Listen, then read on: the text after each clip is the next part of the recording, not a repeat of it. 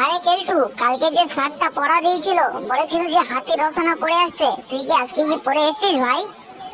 হাতি রচনা তো আমি তো পড়ে এসেছি, তুমি কি পড়াশোনা কি করেছো আজকে? আরে না রে ভাই, আমি না হাতি রচনাটা আমি পড়তে ভুলে গিয়েছিলাম, সকালবেলা আমাকে মনে পড়লো, তার কারণে আমি পড়তে পারিনি। পড়তে পারোনি, ভালো হয়েছে, তাহলে স্যারের হাতে একটু নাম ধোলাই খেয়ে বনি। এই সবাই চুপ, স্যার আসছে। Good morning sir. Good morning sir. Good morning sir. হ্যাঁ হ্যাঁ, গুড মর্নিং না ব্যাড মর্নিং একটু পরে তোরা বুঝতে পারবি, তোরা এখন সকালে বস। Thank you sir. ও আমার গুণদার ছাত্রছাত্রীরা, তোমাদের যে প্রত্যেক দিন যে প্রশ্নগুলি করায়, তোমরা তো যা উত্তর দাও, সেই উত্তর শুনে তো আমি তো বেহুশ হয়ে যাওয়ার মতো লাইন। তা কালকে যে তোমাদের কি পড়া দিয়েছিলাম সেটা কি তোমাদের কি মনে আছে? স্যার, আমরা ওরকম স্টুডেন্ট না। আপনি যা কালকে পড়া দিয়েছিলে সেটা হলো হাতি রচনা স্যার। তো তোমাদের যে হাতি রচনা দিয়েছিলাম, সেই হাতি রচনাগুলো কি পড়ে তোমরা এসছো কি? হ্যাঁ স্যার, পড়ে এসছি স্যার। ঠিক আছে, তোমরা কিরম পড়ে এসছো ঠিক আছে।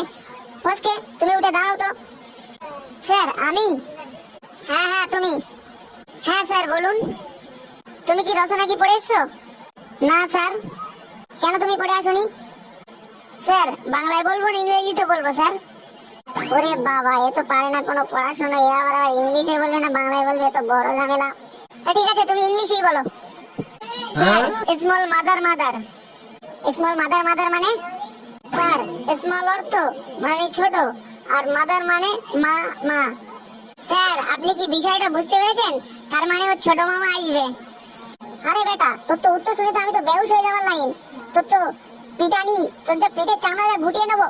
একটু পরেই দাঁড়া, তুই এখন বস। ইংরেজি জানে না, ইংরেজি বলতেছে আবার। ইংরেজি শুনে সব যত সব গরু ছাগল যা ছিল সব ছুটিয়ে পালাবে। পরের জন্য কেলটু, তুই উঠে দাঁড়া তো। স্যার আমি? কেন, এখানে কি দুটো কেলটু আছে? তুই স্যার আবার কি আছে, তুই উঠে দাঁড়া। তুমি কি পড়া কি পড়ে এসছো? না না স্যার, আমি তো পড়ে আসতে পারিনি স্যার। কেন, তুমি পড়ে আসতে পারোনি কেন? স্যার, কালকে প্রচুর ঠান্ডা লেগেছিল, তার কারণে স্যার পড়তে পারিনি। কালকে তো কোনো তো বৃষ্টি তো হয়নি, কালকে তো আবহাওয়া তো খুব ভালোই ছিল, কি করে তো ঠান্ডা লাগবে? তুই শুধু কি মিথ্যা কথা বলছিস আমার সাথে? স্যার, আপনি কেলটুকে জিজ্ঞাসা করবেন, ওকে জিজ্ঞাসা করবেন, কালকে আমাদের ওখানে বৃষ্টি হয়েছিল, তার কারণে স্যার ঠান্ডা লেগেছে স্যার। কেলটু কি আজকে কি স্কুলে এসছে? না না স্যার, কেলটু আজকে স্কুলে আসেনি। বেটা বিয়াদব, মিথ্যা কথা বলিস, দুটো মিলে একজোট হয়ে আমাকে মিথ্যা কথা বলছিস। ও আজকে স্কুলে আসেনি কেন? স্যার, আমি সেটা তো বলতে পারবো না। আরে বেটা বট, তোকে আর রচনা বলতে হবে না, তুই বস। আরে মদন, তুমি কি পড়াশোনা কি করেছো? স্যার, আমি একে একটা জ্বালায় পড়ে আছি, তুমি আছো তোমার পড়া নিয়ে স্যার। কেন, তোর আবার কি হয়েছে? স্যার, কি বলবো আর দুঃখের কথা, আমাদের একটুখানি জমি ছিল, কাল রাতে 2 ভাগে ভাগ হয়েছে স্যার। তো তোদের জমি কে ভাগ করলো? স্যার, কাল রাতে আমার ছোট ভাই ছিল একটা, ছোট ভাই বাড়িতে এসেছে, তার কারণে 2 ভাগে ভাগ হয়েছে স্যার। আরে বেটা, তুই এত কাঁদছিস কেন? এটা আর ভালো সুখবর, তোর ভাই বাড়িতে এসছে। স্যার, বাড়িতে এসছে বলেই তো বড় ঝামেলা স্যার। ঠিক আছে, তুই বস, তোর আর পড়া দিতে হবে না, তুই বস বস, এখন বস। এই বয়স থেকে এখন থেকে জমি জায়গার আবার ভাগ চাপাচাপি করছে, পরে কি হবে এইসব ছেলে পিলে গুলো? তোমরা যে এতগুলি ছাত্র, তোমাদের যে কালকে যে পড়াটা দিয়েছিলাম, তোমরা সে পড়াটা তোমরা কেউ আজকে পড়ে আসতে পারোনি। স্যার, আপনি কি ভুলে গেছেন আপনার স্কুলে বিলিয়ন ছাত্র আছে? ও মাই গড লেটস। স্যার, আমাকে নিয়ে গর্ব করারই কথা, কারণ আমি হলাম ব্যাডলেস ছাত্র, আমি সবচেয়ে ভালো ছাত্র স্কুলের মধ্যে, আমি একমাত্র পড়াশোনা করে আসি স্যার। ওয়াও লুল সো স্যার বিউটিফুল। তাসা কেলটু বাবা, তুমি কেমন আছো? স্যার, আমি খুব ভালো আছি। তাহলে তোমার পড়া হয়েছে না? তুমি তাহলে একমাত্র পড়ে এসছো। তা কালকে কি পড়া দিয়েছিলাম একটু বলো তো। স্যার, অনেকগুলি রচনা পড়া ছিল স্যার।